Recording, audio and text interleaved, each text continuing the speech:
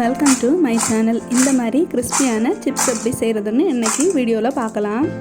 கடாயை ஸ்டவ்வில் வச்சு ஸ்டவ் ஆன் பண்ணிக்கோங்க. தேவையான அளவுக்கு எண்ணெய் சேர்த்துக்கோங்க. டீப் ஃப்ரை பண்ணுறதுனால எண்ணெய் அதிகமாக சேர்த்துக்கோங்க. எண்ணெய் இப்போது காஞ்சாச்சு. பழத்தை இப்போது இந்த மாதிரி சின்ன சின்னதாக ரவுண்டாக நைஸாக கட் பண்ணி போட்டுக்கோங்க. கட் பண்ணி வச்ச பிறகு திரும்ப ஒன்றா எடுத்து போட்டிங்கன்னா அதில் அந்த ஈரத்தன்மை இருக்கும். அதனால் பொரியறதுக்கு கொஞ்சம் லேட் ஆகும். அதனால் இந்த மாதிரி கட் பண்ணி போட முடிஞ்சோன்னா மேக்ஸிமம் இந்த மாதிரி கட் பண்ணி போட்டுக்கோங்க. இல்லைன்னா கட் பண்ணுறதுக்கு அந்த கேரட்டெல்லாம் சீவுவாங்கல்ல அதில் இருக்கும். அந்த மாதிரி நீங்கள் கட் பண்ணி போடுறதுனாலும் போட்டுக்கலாம். இந்த மாதிரி கட் பண்ணி போட்டிங்கன்னா ஒன்றோட ஒன்று ஜாயிண்ட் ஆகாது. இப்போ இதை திருப்பி போட்டுக்கலாம். ஒரே சைடு வாக்கில் போட்டிங்கன்னா கரிஞ்சு போயிடும். அதனால இடையிடையே திருப்பி போட்டுக்கோங்க.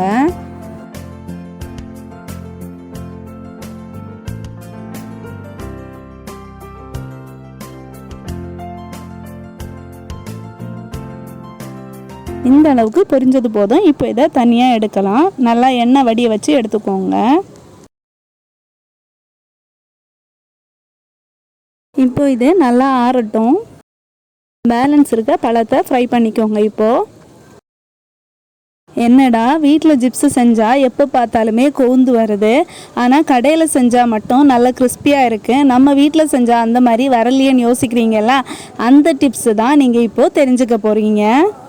ஃபஸ்ட்டு செஞ்சு ஆற வச்சுருந்த ஜிப்ஸு இப்போ இதில் திரும்ப போட்டு ஃப்ரை பண்ணி எடுத்துக்கோங்க.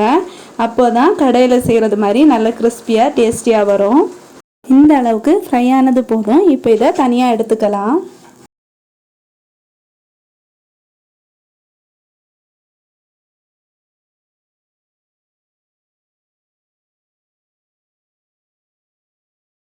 செகண்ட் டைம் ஃப்ரை பண்ணி எடுத்து வச்சுருந்த பல ஜிப்ஸையும் இப்போ போட்டு ஃப்ரை பண்ணி எடுக்கலாம்.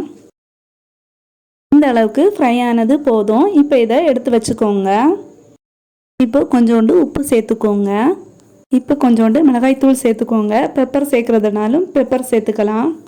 இப்போ கொஞ்சோண்டு பெருங்காயத்தூள் சேர்த்துக்கோங்க. அப்போ தான் வாசனை நல்லா இருக்கும். கறிவேப்பிலை ஃப்ரை பண்ணி சேர்க்குறதுனாலும் சேர்த்துக்கலாம்.